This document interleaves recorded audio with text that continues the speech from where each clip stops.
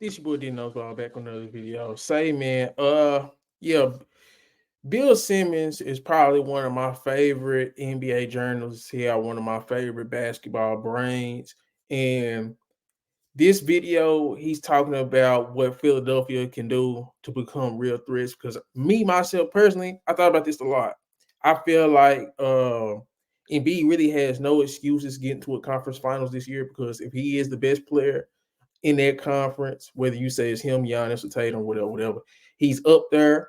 He's a former MVP. He could get another MVP. Two-time scoring titles. He probably could get another scoring title. Like he's in a rare air as a player. The only reason why Embiid ain't advanced to the playoffs, in my opinion, because his own personal play. Go look at his numbers last year against the Celtics in the playoffs. I'm just saying. But I'm interested to see what Bill Simmons says they need because me personally, I think they probably need a power forward. Like I really would have liked if they would have went after Siakam, me personally. But then again, they go have a lot of money in free agency, so you don't want to do too much. But then again, who knows? But this reaction, I want to hear what Bill Simmons has to say. So let's get into it. Embiid's been incredible. I mean, the game last night was unlike. I was just. It really felt like he could get 80. He's making 20-footers and 25-footers, and he's spinning around. He's just getting fouled. He makes every free throw he takes. He is the most unfallible big man we've had because it's just like he's just gonna get 2 points immediately. Interesting take. That's a very I ain't gonna say interesting take, but that's a good observation. Embiid foul baits a lot. His first shot against the Spurs was a foul baiting three on Julian Champagnie. I was absolutely disgusted. But the thing about when Embiid gets fouled, he makes free throws at a crazy rate. He made free throws like a Dirk or Steph or somebody like that, a KD. Immediately. On the other hand, it was San Antonio, but he has looked awesome. What KSC? What does that team need? If you're the GM or you're the advisor, and it seems like they have spots basically for 2 trades. They could have done like a Rozier type trade. They could still get an Alex Caruso type of person. They could get somebody they could get like a Bogdanovich from Detroit. Maybe they could go all in on a DeJounte Murray. I like a Bogdanovich. I don't think they need another guard. I'm figuring, let's say you give them a starter and a bench player in the trade market. Who are the ideal 2 people you would look at? I'd want to be looking for an upgrade over Tobias Harris and Anthony Melton. Those guys have been solid this year for the Sixers, to be clear. They've been rock solid. But if you're looking for that third creation option, you have the Embiid Maxey 2-man game, but who is going to be the Michael Porter Jr. or the Aaron Gordon to the Jokic Murray 2-man? Like, who's that guy? Gordon for the Nuggets, we saw he was beaten up on mismatches, on post-ups. Michael Porter Jr. can go off. Who's that guy for the Sixers? So I think... Okay, I'm not going to lie. I think Tobias Harris is on par, if not better than Michael Porter Jr. I could be wrong. I think Aaron Gordon is a better overall player, but that's interesting. He'll say something about Aaron Gordon and Michael Porter Jr. I think Tobias Harris is better than Michael Porter Jr., in my opinion. Think like the number one guy that like besides Terry Rozier, who did make a heck of a lot of sense, Zach LaVine being the other big name player that people talk about all the time. KOC is like his last but defender. I'm not. I would You're not on Zach LaVine Levine Island. No, admit it. You have a property there. You have like a small beach house on Levine Island. No, I'm intrigued by what he would look like playing with a player of the level of Embiid, but would he be the guy that I'd go for? Not necessarily. I'd rather wait and hold on to cap space this summer and figure things out then. But if I'm the Sixers, I want a guy like a Caruso, just somebody who can fit into that system, or a DeMar DeRozan even, like rather than LaVine, expiring contract, add a little bit of a mid-range, and he's been shooting more threes than ever before. I'd be going for DeRozan, Caruso, that combination, because that gives you the defense, it gives you the creation, it gives you the hustle with Caruso, it gives you the experience with DeRozan, and it's so you're thinking like that's Tobias Harris, Marcus Morris's contract, and some picks and a swap, and you get both of those guys. Something along those lines, where like you get that, because there's no overlap between DeMar DeRozan and Tyrese Maxey. They're different types of scorers with the way they generate crunch time. buckets. You're going Embiid, Batum, DeRozan, Caruso, and Maxey. That sounds pretty good, right? What do you think, House?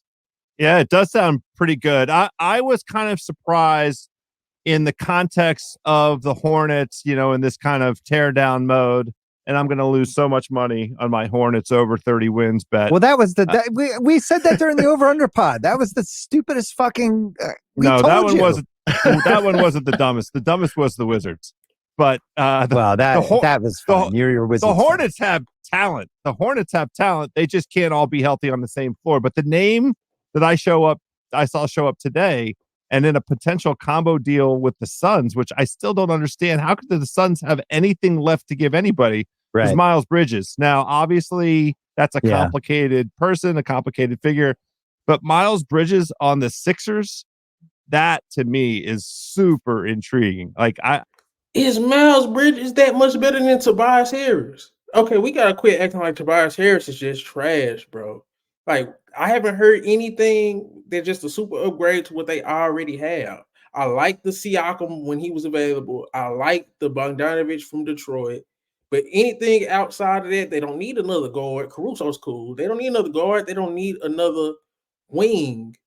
They need a big man. They need a power forward that can help Embiid in the front court, in my opinion.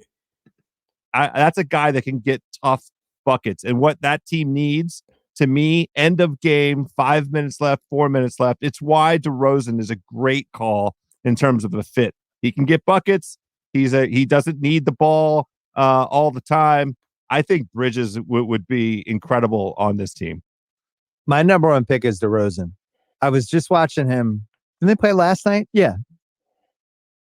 Guess who can still get really good shots in the last 5 minutes of a game? DeRozan. Mm-hmm. Also, 2-point shots, which, honestly is the biggest flaw of the Celtics right now.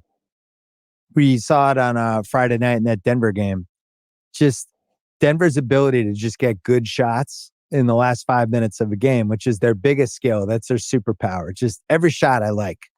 And Boston, for 43, 44 minutes, I love all the shots I get.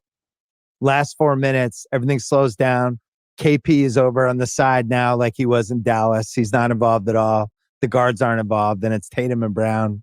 And it's one-on-one stuff. And it's just not smart basketball. And that's why I'll never trust the Celtics. They always be a top team. They always be a contender. They always go deep in the playoffs, but they'll probably never get over the hump because of what Bill Simmons is saying right there. I don't trust Tatum and Brown to get the most high-efficient shots in late-game situations. We've seen it over and over again.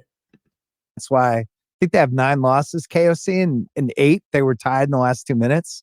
But I really worry about their ability to execute.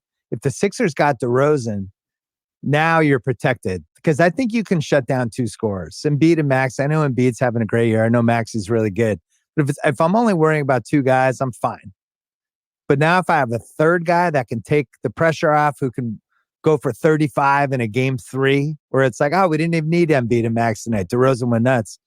I just think he would fit in with what they do. And the only thing I would say about getting rid of Tobias, who I think has been in trade rumors now for 10 years, awesome teammate, knows his role, doesn't really care if he gets shots. Like, he's 17 a game. He could probably do a little bit better than that. And I'd be really hesitant. This team seems like it really likes each other.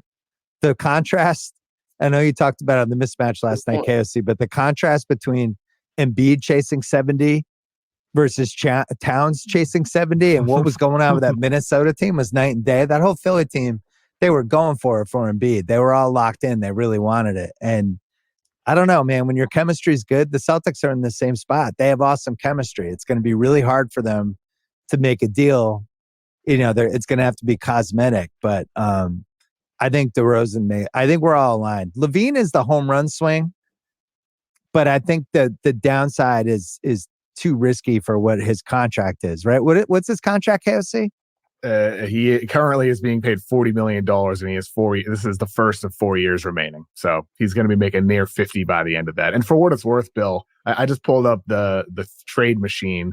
They don't need to give up Tobias Harris in that deal. Like, let's say they were to get DeRozan and Caruso, they'd be taking in $38 million. They could get to $36 million with Morris. Oh, so you could do Covington and Morris and interesting. Melton. So you could get keep to the Harris. and you could keep Harris in that Oh my situation. God! So So what are they that's my giving up? that's my nightmare as a Celtic fan. At that trade right there.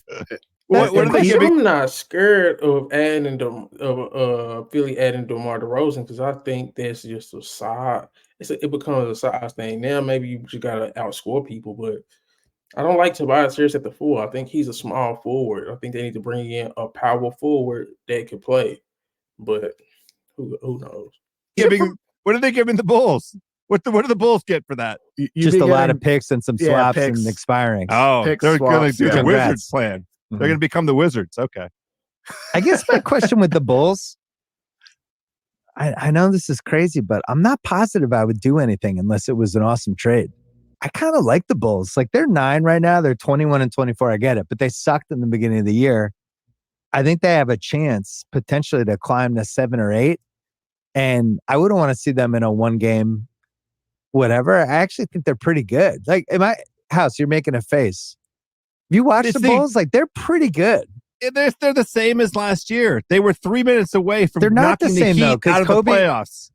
I know. Because Kobe White's totally different than he was last year. I don't think they're the same. He's better. I think they're largely the same.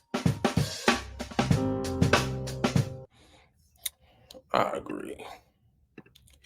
So, hey, man, that was an interesting conversation. I kind of agree where Bill was going, where he was talking about Tobias Harris when he was saying, "Shay, man, you don't want to mess with the chemistry." But I don't think I'm not with the Caruso and DeMar. I like the Bogdanovich, and I don't think they took enough time talking about Bogdanovich because I think he's an actual power forward size guy. And I think that's what they need. They don't need no more small players. They don't need no more guys that's just trying to get buckets. I think Embiid and Maxey and Tobias Harris score enough. They need to bring in a power forward so you can slide Tobias Harris to a small forward. But I like where they was going. And I don't like people just poo-pooing Zach LaVine. I think Zach LaVine would be a solid complementary player somewhere like LA or just somewhere where you have other guys that are two-way stars. But that's just me.